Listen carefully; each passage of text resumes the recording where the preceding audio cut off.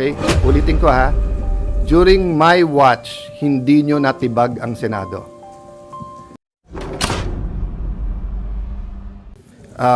When I say organizing the Senate, that's the committees, of course, any move to change the leadership is also a priority. That's the prerogative of anyone, anytime.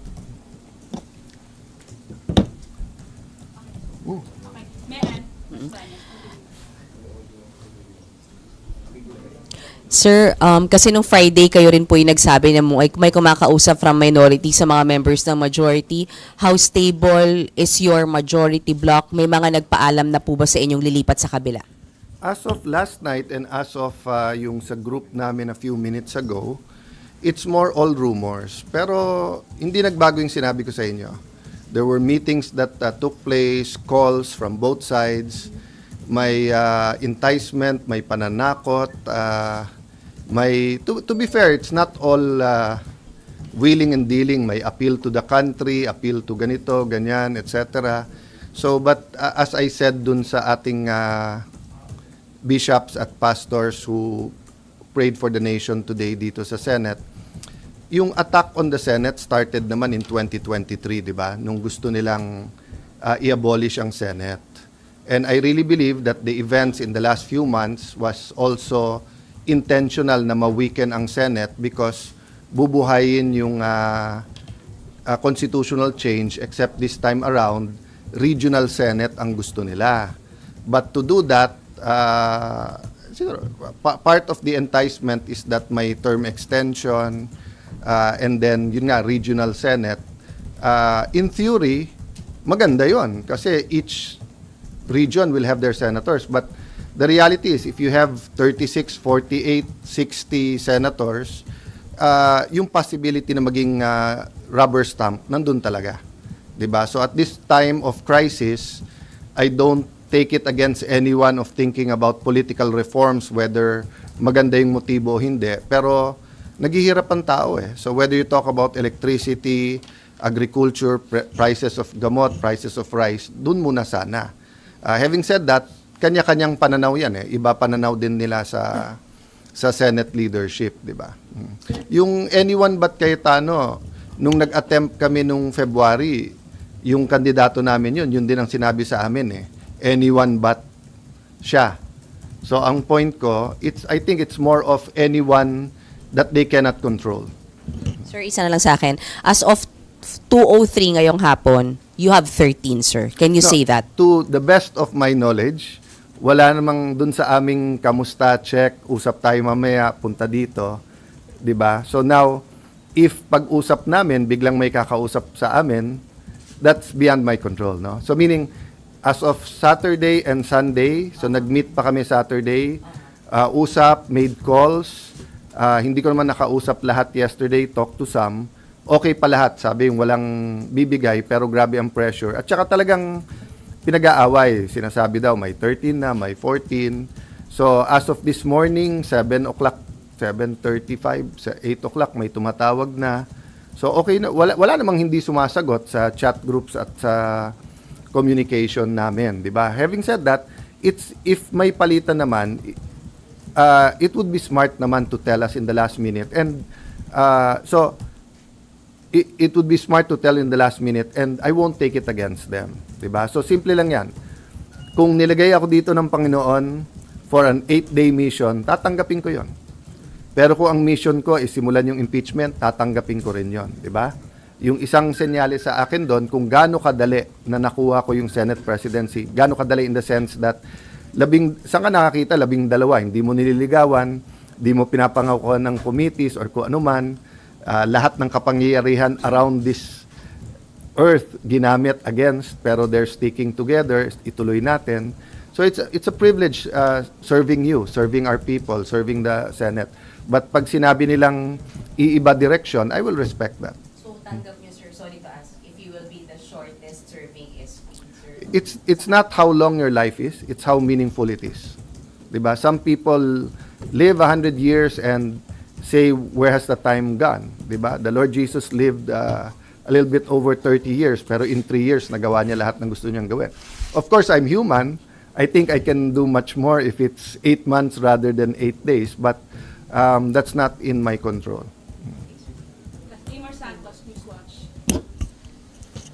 Hi, sir. Sir, your reaction lang po, merong mga calls for your resignation after what happened. Binabatikos po yung pag-alis ni Senator Bato, the shooting incident, and si Director Matibag also said you should be held accountable. Your reaction to all these? Okay. Hindi pa naman ako SP, pinagre-resign na ako eh. Buong buhay ko naman ganun eh, 'di ba? So certain people are called for the job. So even before I took office as Senate President, tinanong ko sa 12, bakit ako? And may reason kung bakit ako. Maybe because I was there during the time of crisis. You remember, nung pandemic, nag-break ang Senate, 'di ba? Ang House, mas marami kami. Gusto nila mag-break kami. Sabi ko, hindi pwede. Kailangan makita nila may gobyerno. Konti na lang siguro tayo dito. I don't blame naman yung mga nag-suggest sa akin Wednesday night na wala daw pasok the next day, Thursday, at i-cancel lahat. Sabi ko, hindi pwede. Kailangan makita nila may gobyerno dito. So, ang message ko sa NBI, hindi nyo natibag ang Senado. Under Alan Cayetano, hindi nyo natibag ang Senado.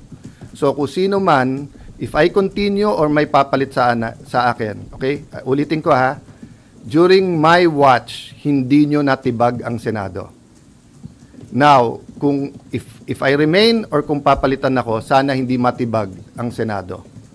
The Senate is a target, di ba? Because we are the last line of defense sa pagdating ng hindi impartial na impeachment. We're the last line of defense sa budget. We're the last line of defense sa charter change.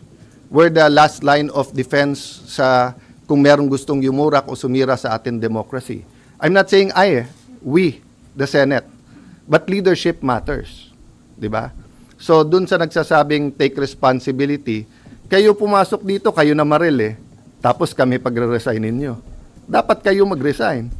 Di ba? Pati yung mga ibang nagsasabing take responsibility for the shooting. I take responsibility for my reaction. Di ba? So, kung mamato ako dito, batuhin nyo ako pabalik, kayo magre-resign. Ako namato eh. The one who takes, you take responsibility for your action. So I will take responsibility for my reaction, how I handled everything. But I cannot take responsibility for them shooting at us. Confirmed na, may gunpowder yung hinuli. Sa loob ng Senado hinuli yun ha. Until this time, may nagsasabi sa Pangulo na ang NBI daw nasa GSIS, wala daw dito sa loob. At hindi daw nagpaputok.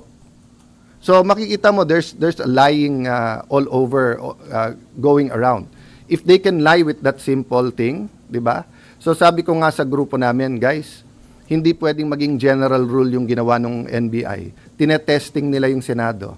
Unfortunately, dati, maraming nag-invoke dun sa spirit ni Salonga, Recto, Tanyada, yung Osmeña, Rojas, yung ating mga greats, di ba? In the past, pagka inattack ang Senate, nagka-come together lahat ng senador. Ngayon, algorithm at political bias na. That's what's sad about it. No? All the evidence is there. I mean, it's beyond our control na, like sa inyo, di ba? Pag dumating na sa editor, dumating na sa final, dumating sa live interviews, hindi nyo kontrolado lahat yon. Pero yung personal experience nyo at personal testimony nyo, meaning, pag tinanong kayo ng kapatid nyo, anak nyo, pag uwi nyo, ano ba talaga nangyari? Eyewitness din kayo eh. 'Di ba? So, yun din ang ko sa inyo. Kung eyewitness kayo and you think I did wrong, I won't take it against you for calling for the resignation. But if you're telling me na kontrolado ko yung NBI, so dun sa nagsabing scripted, di ba? Ang galing ko naman na pati NBI is under my command pala. So you won't resign, sir? Oh, there's no reason to eh. Di ba? Many of those who are calling for my resignation are political operators eh. Dati na silang may, meaning nung nasa DFA ako, resign Alan. Nung nasa Speaker's Office ako, resign Alan. Nung minority leader ako, resign Alan. Nag-echo lang ngayon dahil nga sa mga pangyayari. But for me, it's concerted effort from day one to get me out because they want someone they can control. The only thing I promise the 13 is I follow God. Diba? And, you know, following God is easy if you know exactly what He's telling you to do, diba? Pero if you have 5 decisions to make and all of them are godly decisions, hindi madali mag-discern na ano ba dapat gawin. So for example, as long as I tell the truth, that's godly, diba? But do I extend a friendly hand in friendship? Diba? Do I tell everyone, let's work together? Or do I pound the table muna para alam nilang hindi pwedeng ganito yung Senate? Those are everyday decisions that needs wisdom. And I'm not claiming to have all the wisdom, diba? But uulitin ko lang ha, collaboration, okay. Pero yung sunod-sunod kami sa inyo at hawak nyo kami sa liig, hindi pwede yun. Collaboration, our government needs collaboration. The 3 great branches of government, judiciary, executive, have to work together. Senate, House, we have to work together. But yung sasabihin mag-surrender or puppet SP ka, hindi ka tatanggalin, pero kung ano sabihin namin, sumunod ka, sorry, hindi ko style yon. Last question, Ma'am Gonzales. Hi, SP. Hingi lang po kami ng status ni Saa Aplaska kung suspended po ba siya and si Sec Dong That's po. part of our, thank you for that question. Apo, So pati that- sir lang si Sec Dong Mendoza nag-resign daw po. To be fair kay Sec Dong, siguro a few minutes after mag-resign yung dating Osaa, he told me na magre-resign siya. I told him I want him around. And then, sorry, hindi ko lang alam yung exact date. He actually handed me a written resignation. And dati ko naman siyang kaibigan. Never ko siyang kapartido, but he's always been forthright with me, always had worked in candor. Alam ko naman alam niya biases ko, alam ko biases niya. And then, he could have gone home Wednesday night nung marami nagchichismisan na umuwi na kayo or marami nagte-textan na umuwi na kayo. But he stayed, no? So, actually sa isang news ko nakita yon this morning. So, I haven't talked to any of them. I went straight to the hearing ni Senator Pia on electricity, high prices of electricity, then to the prayer for the nation, then here. So, I'll deal with that kung kay Sec Jendong. And then kay Osaa, there are 3 options kasi. There's a legal memo prepared for me to discuss with the legal team. I'd like to thank, di ba, nasa internet pinost naman ni Attorney Tolentino, Mark Tolentino, na, you know, may separation of powers kasi. And then may certain officials na pwede i-suspend o hindi. And everyone was emotional during the weekend, kaya nga Saturday sabi ko, prayer and reflection. Hindi ko na sinagot yung kay Ombudsman na walang nagtanggap dito. Kasi wala naman tayong trabaho ng Friday, Saturday, Sunday. Wala naman official na pwedeng tumanggap. To my knowledge, wala naman yung supina. CCTV, walang question doon. Kung may miscommunication, it was cleared up naman, di ba? It's not true na walang CCTV. Meron, pero the lights were out eh. So, hindi lahat singlinaw nung iba. Number 2, as soon as Secretary John Vic called me, yun ang una niyang hiningi. Secure the CCTVs. When he got here, inulit ko sa harap 2 copies. Sabi ko, gumawa kayong 2 copies, pero sa harap nila kayo gumawa ng 2 copies para alam yung original. So yung isa nasa PNP or I don't think it's with DILG, I think it's with PNP. So dun sa DOJ at saka sa Ombudsman, wag sila mangamba na matamper yon kasi hawak na ng gobyerno right after the incident, no. But as far as NBI and DOJ investigating, suspect sila eh. So paano sila mag-iimbestiga, 'di ba?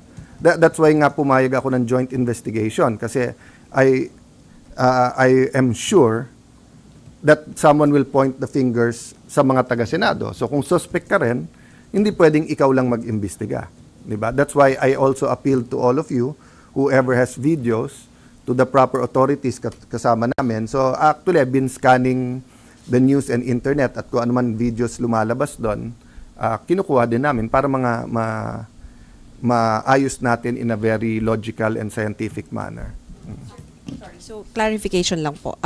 Si SAA Aplaska, pati po si SecDo, I'll update you maybe in an hour or two kung anong decision. And I promised also both the majority and the whole 24 senators na magiging consultative or consensus yung aming decision making, di ba? So I don't think yung whether or not yung suspend. Remember, he's acting, ha? So hindi naman siya regular sergeant at arms, meaning he should also have an option na kung ayaw na niya, 'di ba? But he's been there, he's been reporting, he's doing his job.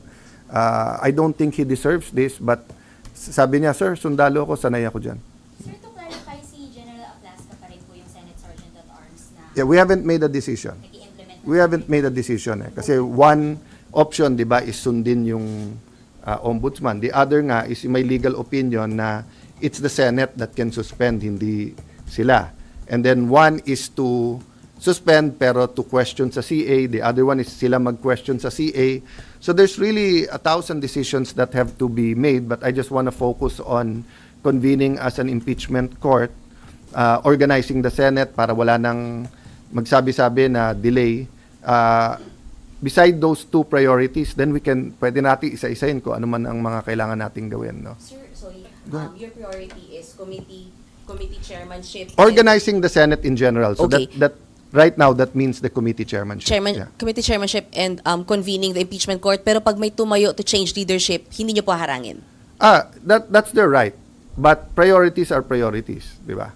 So kahit may tumayo Di po, ba sila naman nagsasabi before or kakampi nila kung hindi sila na di-delay namin yung impeachment. So, kung gusto nilang i-delay nila. You know, I've been in the Senate long enough na kahit majority ka, kung gusto mo talagang i-delay, maraming pwedeng gawin eh. 'Di ba? Sabay-sabay lang kayo tumayo, madi-delay mo. But I'm expecting a very naman decent and honorable exchange mamaya. 'Di ba? there will be moves. Sorry, sir, isa na lang. Yes, If there ma'am. will be a move for a change of leadership, ipopush nyo na Priority mag-convene yun. muna. Hindi. If there's a move to change leadership, priority yun. Oo. Yun ang pinaka... So, if you look at the Constitution, getting the Senate organized is the priority. Kasi how can you even convene the court if you're not organized? How can you have hearings if you're not organized? After organization, ano yung mga constitutional mandates? Siyempre, mandate to make laws, pero everyday yon. But to convene, di ba, and given the national clamor or trauma, whatever side you're on, may mawawala ba na we convene and start the process, di ba?